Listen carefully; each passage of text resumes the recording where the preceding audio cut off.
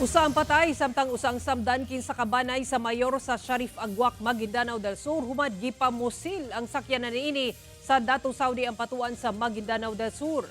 Sa video makita nga napuno sa mga igo sa bala kining itom nga sakyanan human kini gipamusil sa Datu Saudi ang patuan Maguindanao del Sur Martes sa buntag.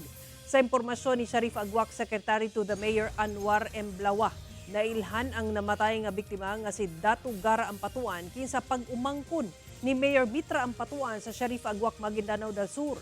Samtang samdan ang laing sakay niini kinsa igsuon sa mayor nga giila nga si Datu Mama Ampatuan.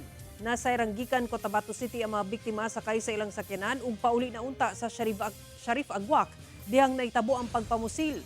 Nasuta nga ang sakyanan sa mga biktima nadala pa sa driver niini banda sa Datu Unsay aron manawag og tabang.